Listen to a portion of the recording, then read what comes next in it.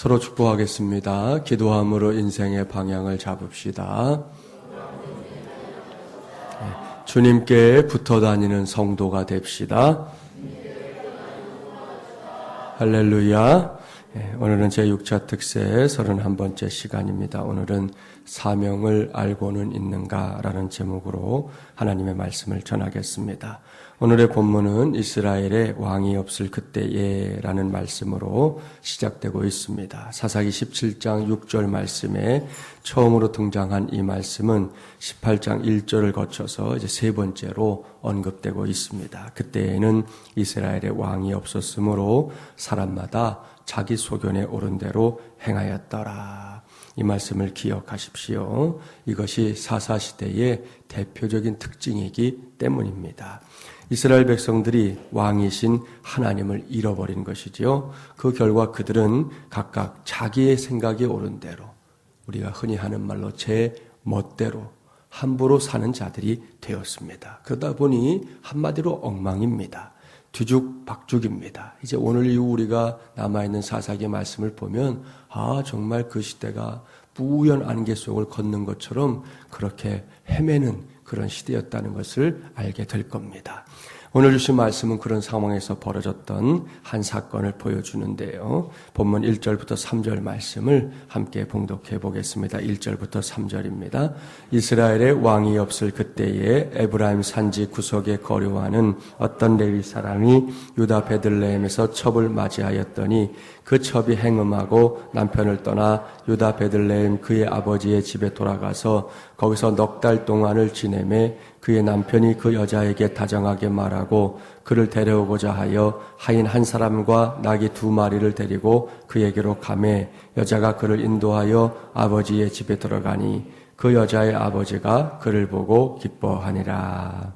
에브라임 지파가 속한 땅에 살던 한 레위인이 있었습니다. 그는 베들레헴에 가서 지내는 동안 그곳에서 한 여인을 만났습니다. 이 레위인이 이미 결혼한 상태였기 때문에 그 여인을 이제 첩으로 맞아들였습니다. 한동안은 꿈 같은 날을 보냈겠지요. 서로 죽고 못 사는 그런 사이였을 겁니다. 그런데 문제가 생겼습니다. 성경은 그 첩이 행음했다 그렇게 기록하는데요. 여기서 행음하다에 해당되는 원어 자나라는 말은 주로 이 창기와 같은 직업적인 율락행위나 또는 그와 같은 음행을 가리킵니다. 그런데 우리말 성경에서는 빠졌지만 히브리 성경으로 보면 이 자나라는 단어 뒤에 그에게 대항하여라는 뜻의 전치사인 알라이우라고 하는 단어가 더 붙어 있습니다. 무슨 뜻일까요? 이 여인이 행음하게 된 이유가 남편인 레위인이 먼저 다른 여인과 행음한 것을 알고 그에 대한 불만으로 서로 맞불 놓기를 했다 하는 그런 뜻입니다. 그러더니 행음한 일이 발각되자 이 여인은 친정으로 주랭랑을 쳤습니다. 레위인은 이를 갈았겠지요. 자신이 저지른 과오는 생각하지도 않고 말입니다. 그렇게 흐른 시간이 이제 넉 달이었습니다. 넉 달 만에 레위인은 마음을 진정시키고 베들레헴으로 도망친 여인을 만나러 갔습니다. 여인의 가정에서는 사위가 왔다고 융숭한 대접까지 하며 환대했습니다. 오늘의 본문인 사사기 19장 대부분은 그런 대접을 받고 있는 레위인과 이 장인의 대화로 채워져 있습니다. 하루라도 더 자신의 집에서 백년 손님을 대접하려는 장인과 빨리 집으로 돌아가려고 하는 사위 사이에 실랑이까지 벌어지고 있습니다. 마침내 레위인은 장인의 집을 찾아간 지 5일 만에 그의 집으로 돌아가게 됩니다. 자, 여기까지가 오늘 우리가 살필 내용인데요. 여기까지 말씀을 보면서 저는 이 레위인에게 한 가지 질문을 던지게 됐습니다. 그것은 당신은 자신의 사명을 알고는 있는가? 라는 물음입니다. 우리는 이미 미가의 꼬임에 빠져서 한 가정의 제사장 노릇을 했던 무명의 레위인 어제 그제 만나봤습니다. 그를 보면 실망하게 되지요. 그래도 레위인인데 왜 저러지? 그런데 오늘 주신 말씀에서 만나게 되는 레위인 역시 마찬가지입니다. 이 사람도 우리를 실망시킵니다. 사랑하는 새벽용사 여러분, 레위인이 어떤 사람입니까? 당시 레위인이 가졌던 삶의 위치, 신앙의 위치가 무엇입니까? 잠시 레위인에 대해 설명을 드리죠. 레위는 야곱의 12아들 가운데 한 아들입니다. 레위 족속은 그 레위의 아들인 이 게르손, 고핫, 무라리 자손들에게 각각 주어진 명칭입니다. 이들은 다른 지파들을 대신해서 하나님께 속한 업무를 수행했던 구별된 지파들입니다. 레위 족속은 크게 셋으로 구분하는데요. 이 상등급은 우리가 아는 아론과 그의 자손들에게 속한 사람들로 그들만이 제한적으로 제사장이 될 수 있었습니다. 중등급은 아론의 자손을 제외한 이 고핫의 자손들로 성막에서 봉사할 수 있는 백성들은 갖지 못한 특권을 갖고 있었습니다. 하등급은 게르손과 무라리 자손으로 성막에서 직접 하는 일은 별로 없었고요. 이제 성막을 이동할 때 그 성물들을 운반하는 사역을 주로 감당했던 사람들이 바로 이 두 자손들입니다. 여호수아 시대의 레위 지파는 직접적으로 영토를 분배받지 못했지요. 하나님이 친히 그들의 기업이 되어주실 것을 약속하셨기 때문에 이스라엘 전역에 48개의 성읍만 이렇게 자기들의 거주할 처소로 얻은 사람들이 레위인들입니다. 따라서 본문에서 만나게 된 레위인은 평범한 사람이 아니라는 것이죠. 그는 하나님의 영광을 위해 하나님의 영광을 드러내는 삶을 위해 살아야 했던 사람입니다. 이것이 그의 사명입니다. 그렇기 때문에 질문하게 된다는 것이죠. 당신은 자신의 사명을 알고는 있는가? 이 사람이 지금 하고 있는 짓을 보면서 이런 질문을 던지지 않을 수 없습니다. 그리고 이 질문을 통해 함께 생각해 봐야 할 것이 있어요. 그것은 저와 여러분의 인생이 강해질 수 있는 이유 중에 하나가 다름 아닌 이 지킬 것이 있을 때라는 사실입니다. 예를 들어 볼까요? 자녀들을 지켜야 할 때 부모가 강해집니다. 그냥 평소에는 그저 그런 부모여도 자녀들을 지켜야 하는 순간이 되면 부모가 엄청난 파워를 발휘하는 것을 볼 수가 있어요. 얼마 전에 뉴스 보셨잖아요. 한 가정에 불이 났습니다. 진화를 한 다음에 보니까 젊은 엄마가 1살 배기 딸, 8살짜리 아들의 시신과 함께 이 베란다에서 발견이 됐어요. 그런데 그 모습이 정말이지 기가 막혔습니다. 거실에서 불길이 막 이제 밖으로 뻗쳐나오니까 이 창 쪽으로 공기의 흐름 때문에 바람이 그쪽으로 가니까 불길이 딸려 나올 거 아니겠어요? 그러니까 이 엄마가 아이들을 지키겠다고 등을 이 거실 쪽으로 대고는 팔을 벌리고 두 아이를 함께 이렇게 붙들고 있는 그런 모습으로 그 불 속에서 죽은 현장이 발견이 돼서 그 당시 이 뉴스 기사가 많은 사람들의 마음을 참 가슴 아프게 했던 적이 있습니다. 여러분 얼마나 위대하고 강한 사랑입니까? 불 앞에서 그렇게 할 수 있는 사람이 과연 누구겠어요? 걸음아 나설려라 하는 게 정상이지요. 그런데 내 자녀를 지켜야 했기 때문에 그 엄마가 초인적인 힘을 발휘하고 거기서 그렇게 죽을 수밖에 없었던 것이죠. 보십시오. 지킬 것이 있을 때 사람은 강해집니다.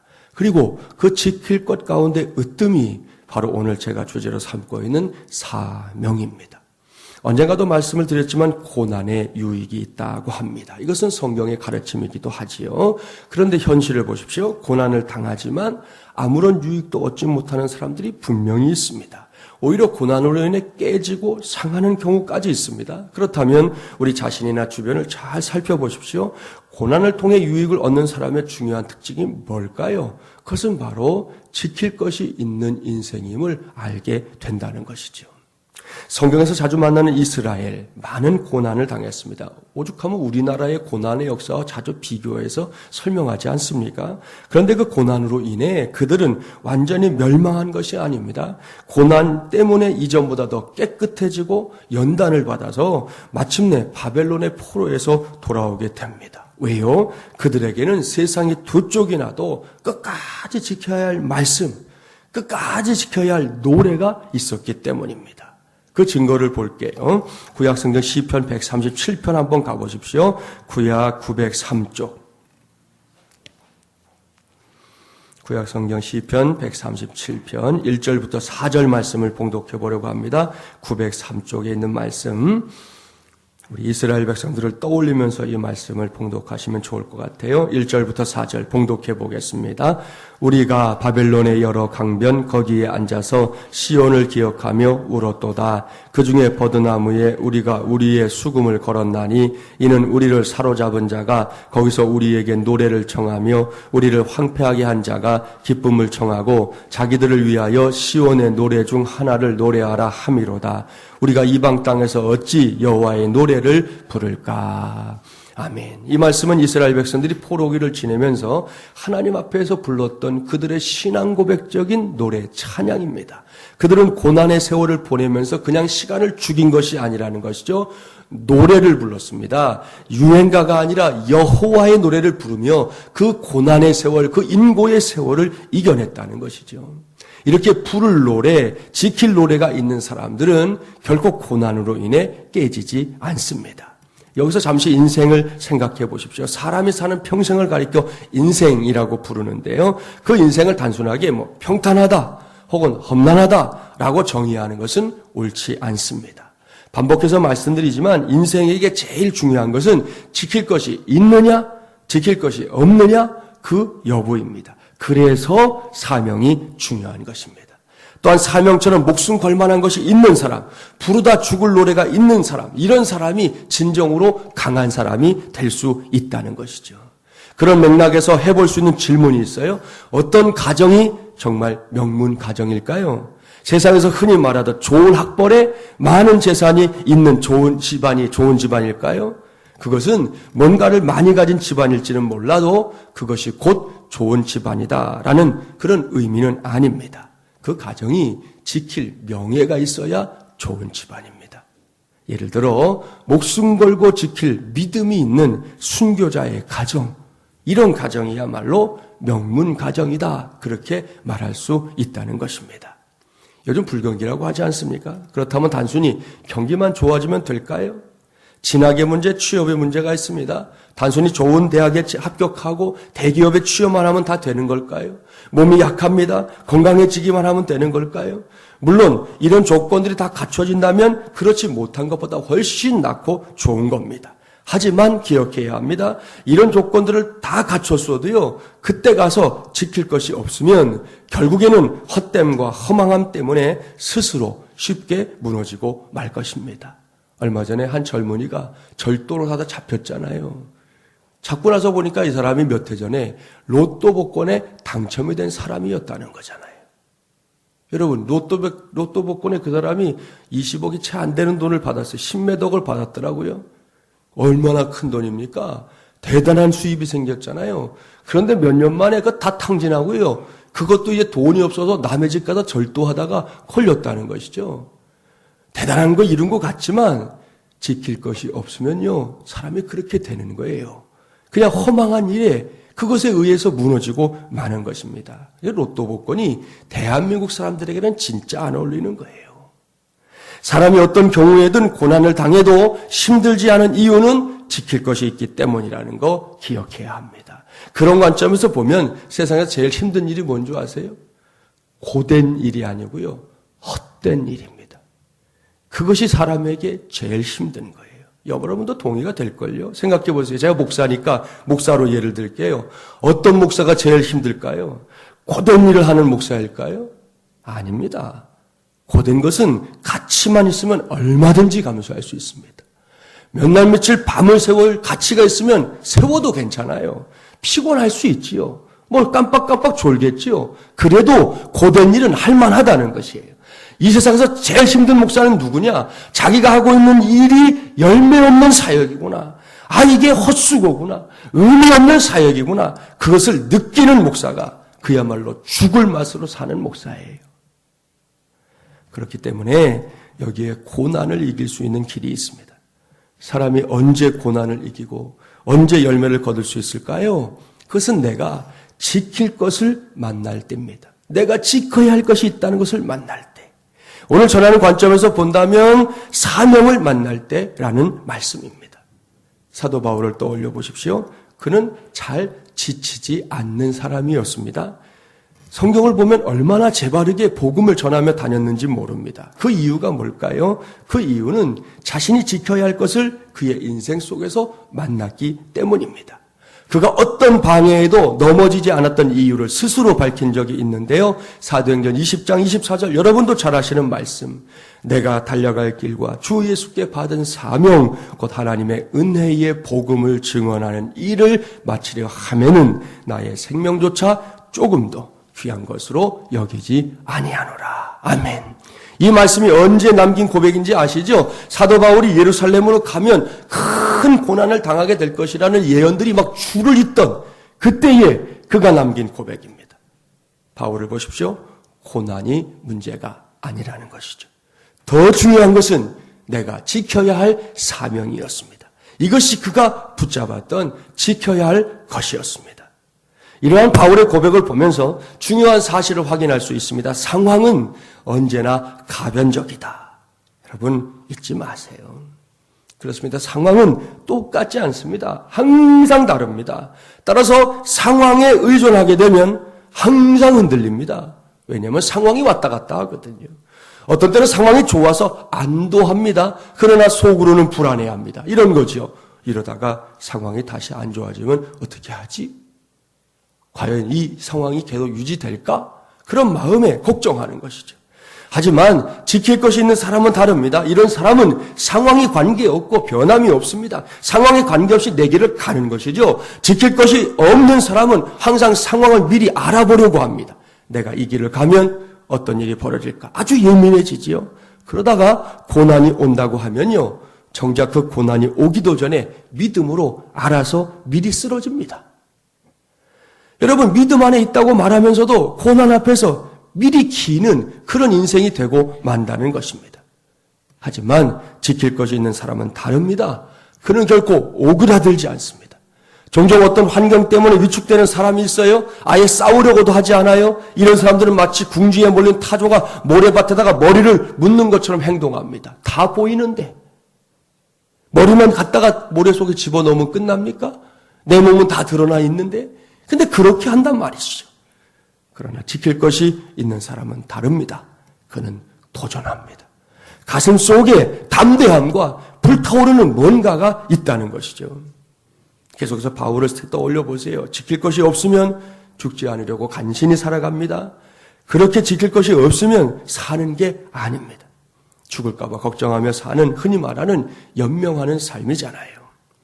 여러분도 알다시피 세상 최고의 권세는 모르긴 몰라도 죽일 수 있는 권세일 겁니다. 그래서 최고의 형벌이 사형 아닙니까? 마귀가 하는 짓이 그렇게 죽인다고 사람들을 위협하는 거예요.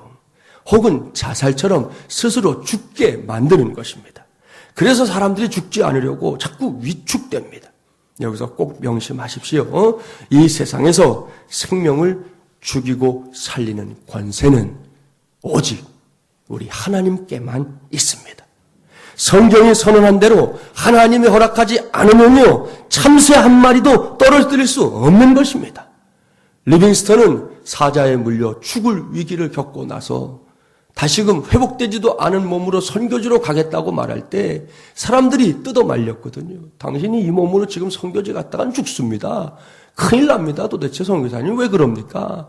그랬을 때 그가 남긴 위대한 고백, 사명이 있는 자는 결코 죽지 않는다. 여러분, 믿음 안에서 하나님 앞에서는 그런 고백이 가능하다는 것이죠. 내가 지켜야 할 것이 있기 때문에 그것을 지키기 위해서는 죽음도 문제되지 않는다는 것입니다. 그러니까요, 오직 생명을 죽이고 살리는 권세, 우리 하나님께만 있다는 사실, 철두철미하게 믿고 살아가는 저와 여러분이 되기를 바랍니다. 할렐루야. 이것을 믿고 오늘 이후로는 확실하게 지킬 것이 있는 인생으로 살아가십시오. 그런 인생은 자신의 삶을 하나님께 맡기고 마음껏 꽃피울 수 있습니다. 진정으로 생명해 주는 능력을 맛보며 살 수 있을 줄 믿습니다. 여기까지 전한 말씀의 관점에서 오늘 본문에 등장하는 레위인을 보자는 것이죠. 그가 하고 있는 짓을 보면 그야말로 지킬 것이라고는 아무것도 없는 매우 소모적인 인생인 것을 알 수 있습니다. 그저 한 사람으로서도 그렇고 자신의 신분이었던 레위인이라고 하는 그 신분으로도 마찬가지입니다. 이것이 사명을 잃어버린 사람, 지킬 것이 없는 사람의 모습입니다. 따라서 우리는 달라야 합니다. 우리의 가정, 교회, 지역사회, 심지어 이 세계를 위해 각자에게 맡겨진 사명들이 있습니다. 오늘 성경은 그 사명을 알고는 있느냐고 질문합니다. 알아야 합니다. 반드시 알아야 합니다. 왜요? 사명을 아는 자가 행복하기 때문입니다. 사명을 아는 자의 삶이 바로 이유와 목적이 있는 삶이기 때문입니다. 그리고 사명을 아는 자는 한 번뿐인 인생 결코 허비하지 않고 보다 위대한 생애로 가꾸어 갈 수 있기 때문입니다. 사랑하는 새벽명사 여러분, 이것이 저와 여러분이 사명을 알아야만 하는 이유입니다. 사명은 사람을 변화시킵니다. 사명은 가치관을 변화시킵니다. 사명은 인생의 방향을 변화시킵니다. 따라서 저와 여러분은 이제 사명을 감당하는 일에 있어서 더 이상 이 아마추어가 아니라 프로가 되어야 할 것입니다. 한때 프로는 아름답다라는 광고용 카피가 많은 사람들에게 회자되었던 적이 있었잖아요. 그렇습니다. 프로는 아름답습니다. 프로는 결코 대충대충 넘어가지 않습니다. 프로는 아마추어가 볼 수 없는 것을 보는 능력을 갖고 있습니다. 프로는 자신의 몫을 남에게 빼앗기지 않습니다.